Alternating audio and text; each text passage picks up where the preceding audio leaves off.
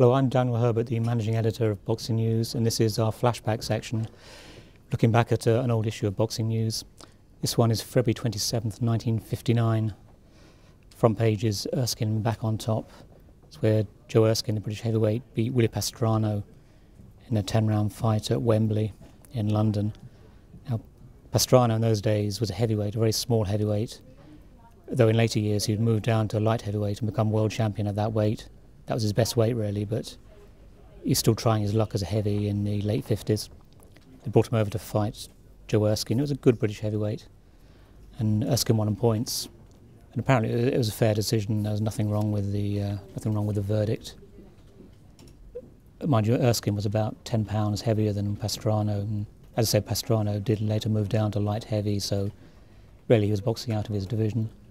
I think our report said Pastrano was a superb boxer and beautiful mover, but Erskine was a bit too strong and a bit too heavy punching for him at that particular weight. Yeah, Erskine was 187 pounds, I think, and he was 10 pounds, 8 pounds heavier than Pastrano. That's a good chunk of weight in those days. Mind you, given their weights, nowadays they'd be cruiserweights. In those days they're heavyweights. That was Willie Pastrano, who was trained by Angelo Dundee, of course, one of the great names of training. A lot of British news in those days. We did have some, we had an around the globe section, sort of rounding up news from around the world, some interesting stuff there. For example, the California Commission fined Art Aragon and his opponent Charlie Sawyer after a fight in which Aragon had knocked out Sawyer in 4 rounds, and we put the word KO'd in quotation marks. Obviously it was a bit dodgy result. The fight took place in Los Angeles, and the purses were withheld pending investigation by the California Commission. And the last line of our little mini brief item says Sawyer was once Art Aragon's spar mate. So the implication here is that Aragon and Sawyer just messed around for a few rounds, and then Sawyer went down for the count. It wasn't a real fight as such, and both got fined. Not the entirety of their purse, but a good section of their purse. So it wasn't a legitimate fight. Art Aragon was a good fighter in the early days, the late 40s, early 50s, but I think by the late 50s maybe he's running on empty, and maybe that was just having a fight for the sake of a fight, and it wasn't really, they didn't really go all out in that fight, particularly if Sawyer was a former spar mate. Maybe just helping Aragon out, putting another W on his record by going down in the 4th round, and they both got fined for it. And I think Aragon boxed on for a year or so after that, but never really did anything of any substance. By then he was past his best.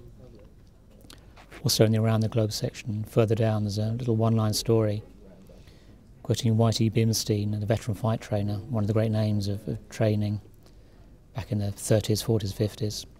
He's talking about the upcoming world heavyweight title fight between Floyd Patterson, the champion, and Ingemar Johansson of Sweden, the European champion. And Bimstein's quoted as saying, "I won't be surprised if Ingemar Johansson knocks out Floyd Patterson."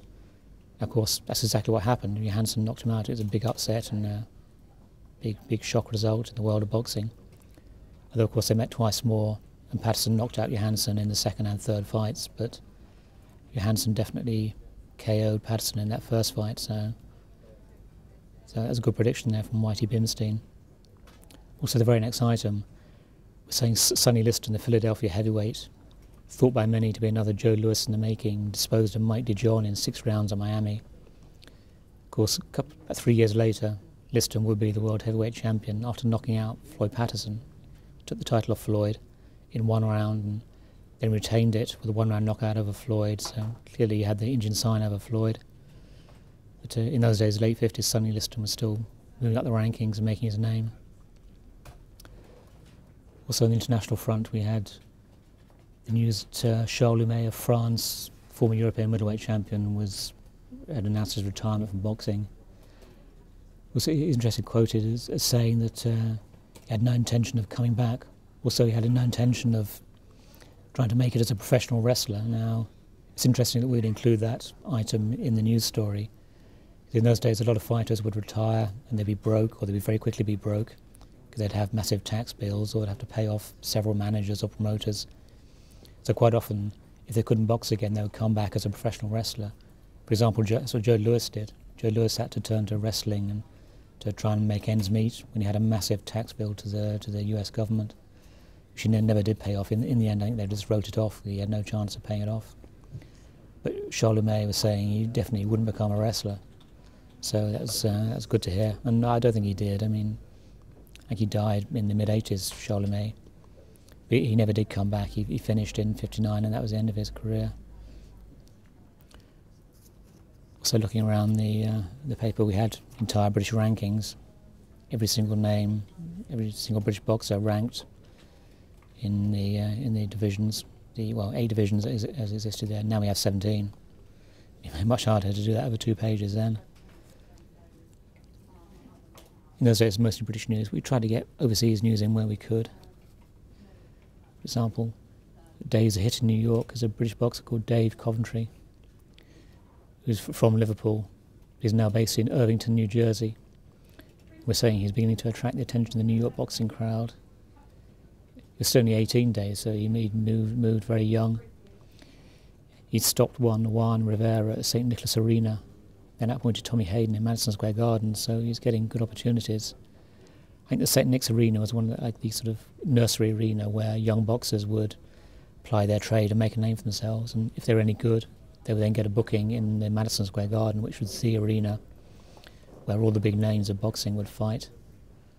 So that was Dave Coventry. He was a protege of world featherweight champion Hogan Kid Bassi. When he was a novice amateur, he trained in the gym where Bassi was a pro, because Bassi would go on to become world featherweight champion in the late 50s.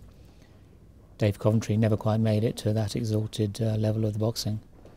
He was good enough to box in Madison Square Garden, so couldn't have been bad. And that was the week that was, February 27th, 1959. Boxing News. That was Flashback.